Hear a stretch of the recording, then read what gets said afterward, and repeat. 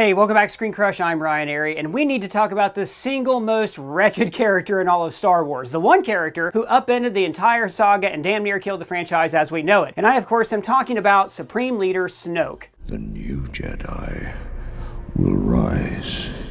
In this video, I'm going to explain how the character of Snoke was the single biggest blunder in all of Star Wars, and how the lack of vision, planning, and commitment of the new ominous Darksider is the embodiment of everything that's wrong with this new era of Star Wars. Now, don't get me wrong, the Disney era of Star Wars is responsible for some of the best Star Wars media that we have ever seen.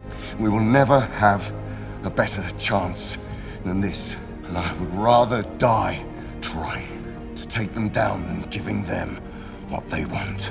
But it's also responsible for some of the worst. Somehow Palpatine returned. Disney's single biggest fumble was their inability to stick the landing with the long-awaited sequel trilogy, especially with The Rise of Skywalker. And the bone in the throat of this new trilogy was, and always has been, Snoke. From the second Snoke was introduced, he has been the problem. You're the problem. And as much as we poke fun at the somehow Palpatine returned bit, in fact, I'm going to tell you why we think they should have doubled down on Palpatine's return from the start instead of the rushed, last-minute Hail Mary switcheroo that we got in Rise of Skywalker. Now look, this video isn't to say the sequel trilogy is bad. In fact, I'd argue that most of the sequel trilogy is really good, but it's super wonky and overall lacks structure. And without proper structure and world building, your story is going to have a total collapse. Now look guys, this is not a bash Disney Star Wars video. Like I said, we have loved a lot of what Lucasfilm has put out over the years under the Mouse House. And you know what? A lot of other fans love this stuff too. Force Awakens was hailed as a return to form and is still viewed as the good one when it comes to the discussions about the sequel trilogy. But personally, I really like The Last Jedi. Boo! Boo! Seriously, I loved what Rian Johnson did with that movie. I thought it was a bold take on the character of Luke and the franchise as a whole. And I even liked Andy Serkis's portrayal of Snoke. I don't think it was Rian Johnson and his take on Snoke that created this trilogy. It was J.J. Abrams. J.J. Abrams created this mess in The Force Awakens when he first introduced the character of Snoke along with the First Order. The First Order rose from the dark side. So, we're going to go through the sequel trilogy from its conception to the bitter end and explain why Snoke was the problem at every single turn, and how simply removing his character from the mix could have done wonders for the trilogy and maybe even saved Star Wars. So, this always makes me think about— no! Oh, God? No! What's going on? Oh man, I was looking forward to going to the casino, but the bus left without me. Well, I mean, if you're looking to do some betting and play some games, you don't have to actually go to a casino. Just download the Golden Nugget Online Casino app. They're the sponsor of this video. Golden Nugget Online Casino? What's that? Well, Golden Nugget Online Casino has all your favorite games right on your phone with more than 300 real money games, including slots, blackjack, roulette, and live dealer. It's the Vegas experience right in the comfort of your own home. Golden Nugget Online Casino is safe, secure, reliable, and fun. New players deposit $5 and get a deposit match up to $1,000 in casino bonus funds. Match playthrough is required. Plus, you can play $5 and get 250 casino spins on a featured game. So stop trying to catch that bus to the casino and download Golden Nugget Online Casino app today using my promo code ScreenCrush or click our link below. Now back to what I was saying. So look, the sequel trilogy was always going to be divisive. No matter what direction they took, there were going to be fans that were not pleased with the films, and that's okay. That's just the nature of fandom, especially when you have a beloved franchise like Star Wars that means so much to so many people. Nothing they could have ever put on screen would have been better than what was already in our imaginations. Now, what was going to be especially difficult about continuing the story from Return of the Jedi was that for 30 years, this had been the ending of the saga. Our heroes won, the Empire was destroyed, the Emperor was dead, Darth Vader was redeemed and dead, and good days were ahead. So when we learned that our preconceived notions of what happened after Return of the Jedi were wrong, and that there wasn't a happy ever after, like that was a bit jarring. Seemingly out of nowhere, the Empire was back. Stormtroopers, Star Destroyers, military commanders with a heavy spoiler accent, and a black-robed baddie with a red lightsaber. They were all back like they had just never left. Han and Leia were estranged, Luke was missing, and the rebellion, now called the Resistance, was still operating in the shadows despite having just won the Galactic Civil War. It seemed like nothing had changed, and to top it all off, we've got another mysterious, decrepit, deformed Darksider sitting on a throne hell-bent on taking over the galaxy. Then we will crush them once and for all. It just felt lazy. We've got this old, random, golden bathrobe wearing Sith Lord who's not a Sith Lord, just a character who began to get somewhat interesting with a stellar performance by Andy Serkis. We see him use Force lightning, being primed for a one-on-one with Luke Skywalker, and perhaps revealed to be an ancient being associated with the origins of the Force. But then they kill him off. He ignites it and kills his true enemy.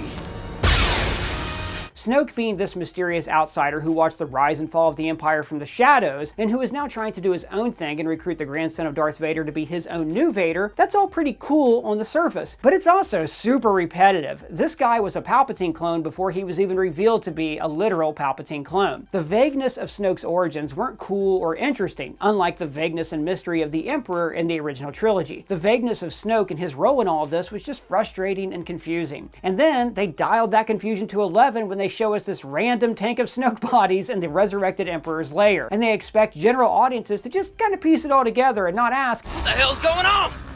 I mean, what the hell is going on? Bottom line, the sequels have a lot of problems, and I say this as a guy who generally likes them, well, except for the last one. But every time I start looking at the glaring issues these films have, everything leads back to Snoke. The First Order being this rehashing of the Empire led to an old, evil, deformed, pale guy in a robe who shoots lightning from his fingers, Snoke. Kylo Ren lacking clear motivation for his dark side turn, and every evil thing Kylo Ren does is attributed to him being manipulated by Snoke. He seduced our son to the dark side. Snoke simply served as this uninteresting catch-all for everything that was wrong in the galaxy after the end of Return of the Jedi. But instead of showing us why he was so awful and all of these bad things he had done, you know, like when Snoke bested Luke or manipulated Ben or resurrecting the Empire, instead of getting to see this new big bad in action, we were just told, big, tall, mystery shadow man named Snoke, very bad. The character just wasn't working. He was underdeveloped and boring, and frankly, they knew it. And instead of trying to fix the character and show us what the hell happened and why we're supposed to fear him, they benched him and brought in Palpatine, when really, it should have just been Palpatine all along. What do you mean? Well, a rule of thumb around here is that we try not to complain without offering a solution. So, here's how we think the sequel trilogy could have been saved by completely removing Snoke from the story and having Palpatine there from the jump. Also guys, don't forget that we have merch. Lots of fun Star Wars parody merch, and now we took some of our favorites like original trilogy and somehow Palpatine returned and put them on hoodies for cold weather. And we're always running new deals and collections, so sign up to join our newsletter for more information. The link is below. First off, Kylo Ren shouldn't have been called Kylo Ren. He should have had a Darth name. I mean, they were hell-bent on plucking those nostalgia strings, so a Darth name would have gone a long way. I get that they were supposedly trying to differentiate themselves and have Kylo skeptical of the Sith, but apart from this line, Show me, grandfather, and I will finish what you started.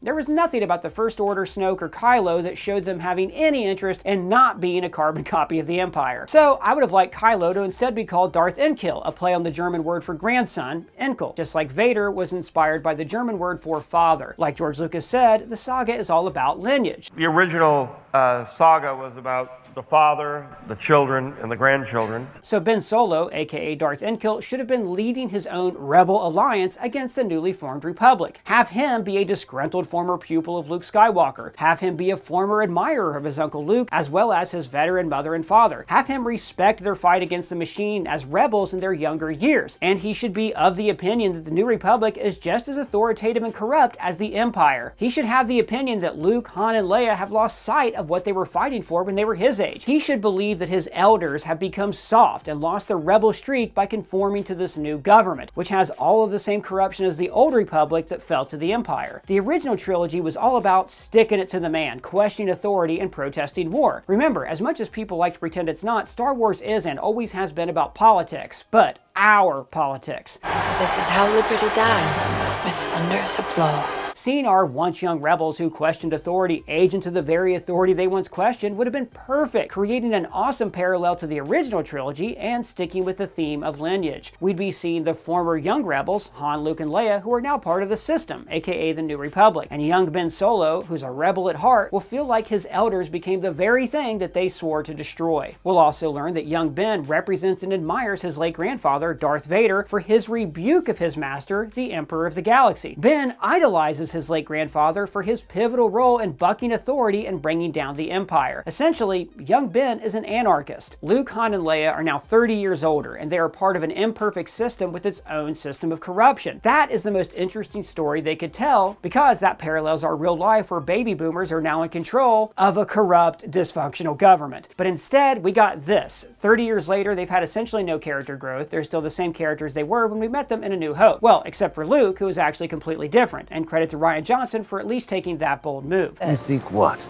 I'm gonna walk out with a laser sword and face down the whole First Order?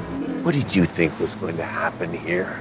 So the biggest piece of our rewrite is that Snoke never should have existed. Ben Solo's Darth Inkill should have been leading a rebel alliance of his own against the New Republic, and his unseen Sith master should have been, yup, Darth Vader. A Darth Vader whom he communicates with via his salvaged, burned helmet. Throughout Star Wars lore, there have been many instances where Sith spirits throughout history have attached themselves to objects after their death. Ben would be of the belief that his grandfather's spirit is speaking to him, teaching him the ways of the Sith, and giving him guidance to restore the galaxy to the rule that a young Anakin Skywalker foresaw. I have brought peace, freedom, justice, and security to my new empire. However, we will learn that it is not Vader's spirit that is attached to the helmet of Vader, it was Palpatine's. I have been every voice you have ever heard inside your head. In our version of events, we learned that when Luke removed the helmet from Vader shortly after Palpatine was thrown to his death, Palpatine's essence attached itself to the dark side helmet, i.e. Vader's mask. Hell, Palpatine could have even put a piece of his essence inside that mask from the beginning, sort of like a Horcrux in the Harry Potter universe. Now, the canon story is that when Palpatine was thrown to his death by Vader, his essence traveled through the galaxy and landed in a cloned body of himself that he had prepared as a backup in the event of his death. So wait, that rotting corpse in Rise of Skywalker isn't even his original body, it's just a clone? Yeah, man, it is really stupid, but in our version, Palpatine transfers his essence not to some pre-planned cloned body of himself. No, he attaches himself to a nearby and recently discarded Sith artifact, the helmet of Darth Vader. And from that helmet, acting as Vader's spirit, Palpatine will be the one who has been manipulating yet another young Skywalker, Ben Solo, priming him to rebuild his empire. And he plans to eventually transfer his essence from the helmet into young Ben, just like he likely planned to do with Anakin before Obi-Wan wrecked his body on Mustafar. And Anakin's true spirit, the one we see at the end of Return of the Jedi, is unable to speak to his grandson and correct the record because Ben is too consumed with darkness. Remember, it is well established that to commune with the Force Ghost, you have to essentially be open to the experience. I was always here, Obi-Wan. You just were not ready to see.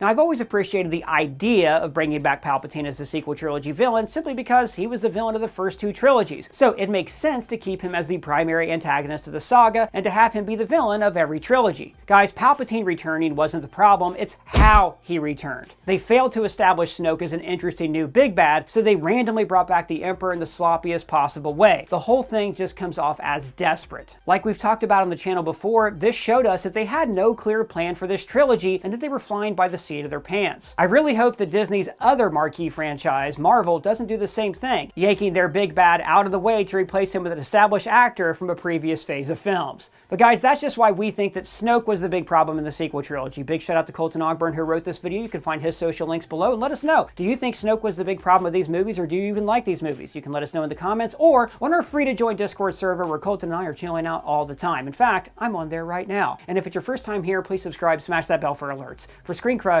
I'm Ryan Airy.